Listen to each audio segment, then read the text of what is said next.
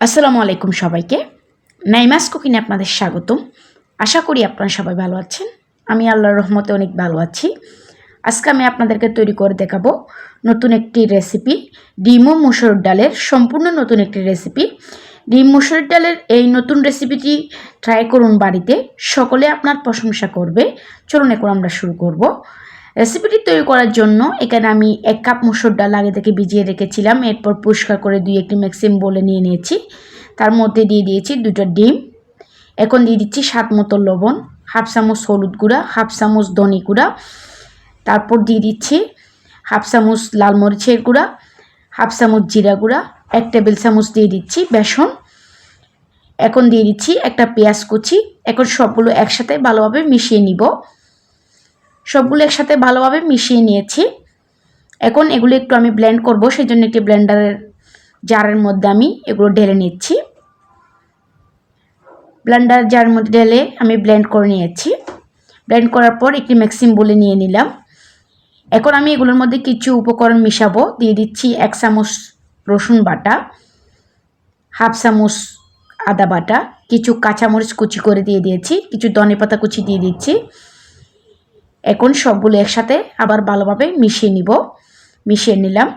এখানে একটা প্লেট নিয়েছি, তার মধ্যে সামান্য তেল দিয়ে আমি তেলটা একটু ব্রাশ করে নিলাম। এই প্লেটের মধ্যে আমি ব্যাটারগুলো ঢেলে নিচ্ছি, একটু সেট করে নিলাম। এগুলো একটু পানির বাপে দিব, সেই জন্য বড় দেখে একটা হাঁড়ির মধ্যে পানি আমি বলে কুটিয়ে নিয়েছি। তার মধ্যে একটা স্ট্যান্ড বসিয়ে আমি এটা 15 মিনিট বাপ দিয়ে নিয়েছি। একটু ঠান্ডা করতে দিয়েছি, ঠান্ডা হলে কেটে নিব। একদম পুরোপুরি ঠান্ডা হওয়ার পর আমি ছুরি দিয়ে এগুলোকে আমার পছন্দ মতো আমি কেটে নিচ্ছি। আপনারা আপনাদের পছন্দ মতো যে কোনো শেপ দিয়ে এগুলো কেটে নিতে পারেন।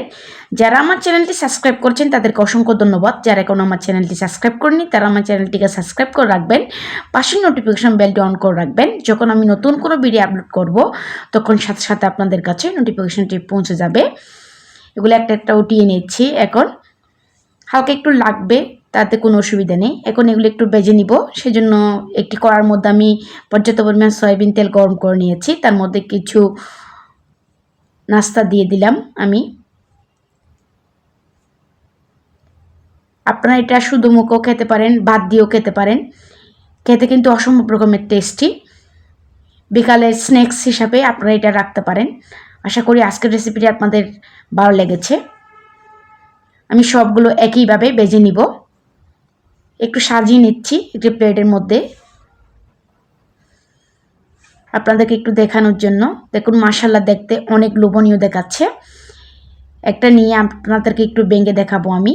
দেখুন ভিতরটা অনেকটা সফট, উপরটা একদম মুচমুচে। খেতে কিন্তু অসম্ভব রকমের টেস্টি। আপনারা একবার বাসায় ট্রাই করলে বুঝতে পারবেন।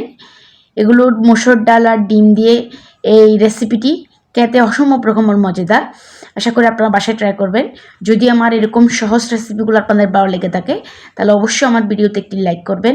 কোনো প্রশ্ন থাকলে আপনারা আমাকে কমেন্টস করে জানাতে পারেন। সবাই ভালো থাকবেন, সুস্থ থাকবেন, আমার জন্য দোয়া করবেন। আল্লাহ হাফেজ।